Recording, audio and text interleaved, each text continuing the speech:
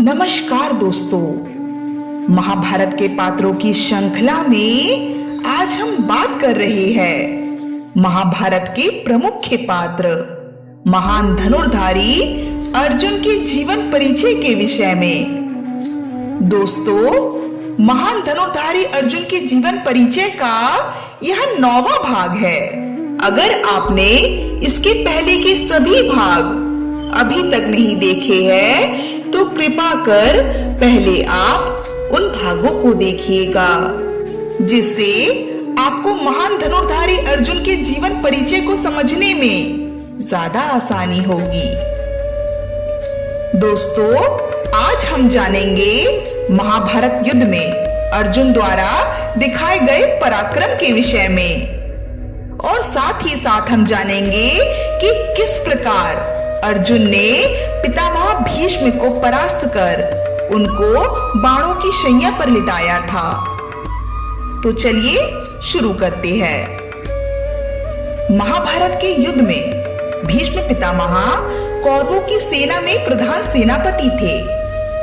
9 दिनों तक पितामह भीष्म कौरवों के साथ पांडवों के खिलाफ लड़ते रहे। 9वें दिन पितामह भीष्म ने पांडव सेना का काफी संहार कर दिया था। 9वें दिन ही अर्जुन और पितामह भीष्म के बीच घोर युद्ध हुआ था, जिसमें पितामह भीष्म ने अर्जुन के रथ को झरझर कर दिया था।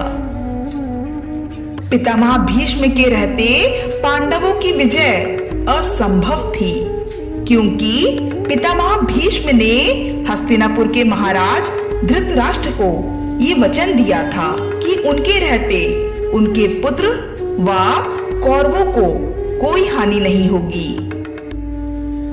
इसलिए श्री कृष्ण ने अर्जुन से कहा कि हे अर्जुन, यदि तुम इस युद्ध में विजयी होना चाहते हो तो सबसे पहले तुम्हें कौरवों के भीष्म रूपी सुरक्षा कवच को तोड़ना होगा, अर्थात भीष्म पितामह की हत्या करनी होगी। पर अर्जुन इस बात से श्री कृष्ण से सहमत नहीं हुए। अर्जुन ने श्री कृष्ण से कहा, हे गोविंद, पितामह भीष्म मेरे लिए पूजनीय हैं, जिन्होंने मुझे इतना स्नेह दिया, आखिर मैं उनका वध कैसे कर सकता हूं।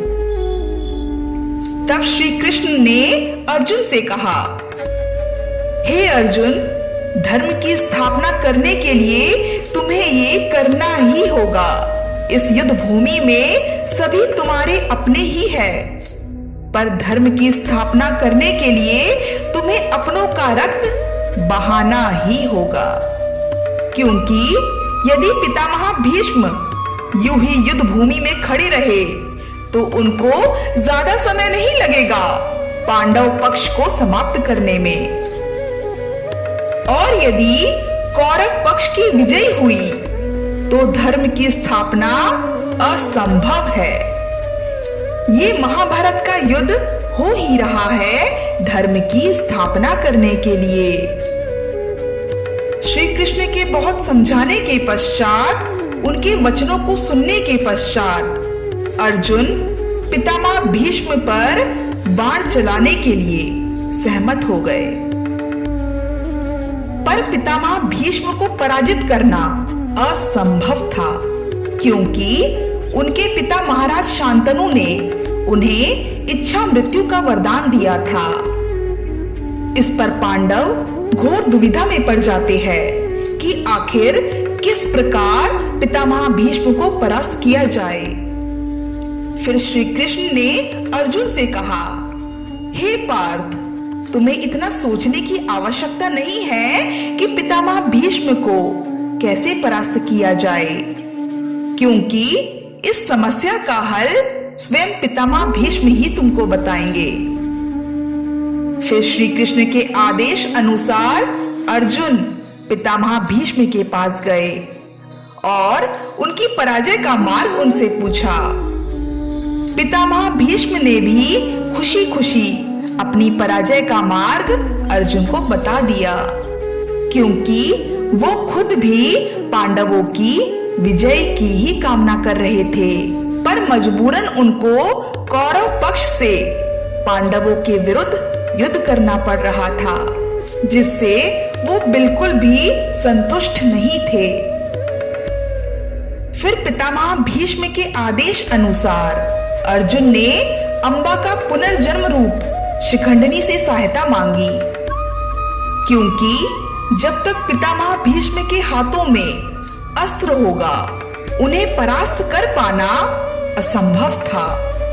और शिखंडिनी को खुद पितामह भीष्म ने वचन दिया था कि जब भी वो उनके समक्ष आकर खड़ी हो जाएंगी तब पितामह भीष्म तुरंत ही अपना अस्त्र त्याग देंगे।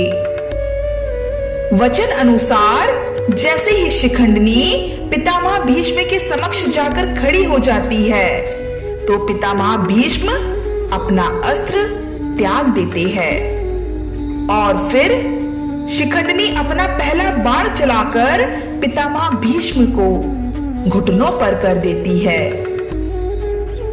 और फिर अर्जुन शिखंडिनी की आड़ लेकर पितामह भीष्म को अपने बाणों से भेद देते हैं।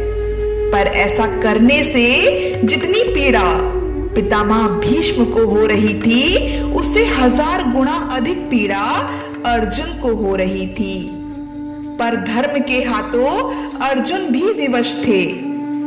धर्म की स्थापना के लिए पितामह भीष्म का युद्ध भूमि त्यागना अति आवश्यक था, इसलिए अर्जुन को ये करना ही पड़ा। पर पितामह भीष्म की मृत्यु अभी भी नहीं होती है, क्योंकि पितामह भीष्म को तो अपने पिता से इच्छा मृत्यु का वरदान प्राप्त था। फिर पितामह भीष्म अर्जुन से कहते हैं, पुत्र अर्जुन, मुझे बहुत कष्ट हो रहा है, मेरे लिए बाणों की शैया बना दो। फिर अपने पितामह भीष्म की आज्ञा अनुसार अर्जुन उनको बाणों की शैया पर लेटा देते हैं। पर यह दृश्य देखकर पितामह भीष्म की माता देवी गंगा वहां प्रकट हो जाती है और अर्जुन पर बहुत क्रोधित होती है और वो अर्जुन को श्राप देती है कि जिस प्रकार तुमने मेरे पुत्र को मारा है, ठीक उसी प्रकार तुम्हारा पुत्र ही तुम्हारा वध करेगा। और ठीक ऐसा ही होता है। महाभारत युद्ध के समाप्त होने के कई वर्षों बाद अर्जुन और उनकी चौथी पत्नी चित्रांगदा का पुत्र बब्रुवाहन ने अर्जुन का वध कर दिया था, पर बाद में उनको जीवन दान भी मिल गया था। वो पुनः जीवित भी हो गए थे, जिसके विषय में हमने अर्जुन के जीवन परिचय की श्रृंखला के 5वें भाग में विस्तार पूर्वक चर्चा की है। पितामह भीष्म 58 दिनों तक बाणों की शैया पर यूं ही लेटे रहे, लेकिन उन्होंने अपना शरीर नहीं त्यागा, क्योंकि वह चाहते थे कि जिस दिन सूर्य उत्तरायण होगा तभी वह अपने प्राणों का त्याग करेंगे। अपनी तपस्या और त्याग के ही कारण ये अब तक भीष्म पितामह कहलाए। तो दोस्तों, ये थी धनुर्धारी अर्जुन और भीष्म पितामह के बीच युद्ध की कहानी। आज के लिए बस इतना ही। अगली वीडियो में धनुर्धारी अर्जुन के जीवन परिचय से जुड़ी कई और घटनाओं पर चर्चा करेंगे। तब तक के लिए धन्यवाद।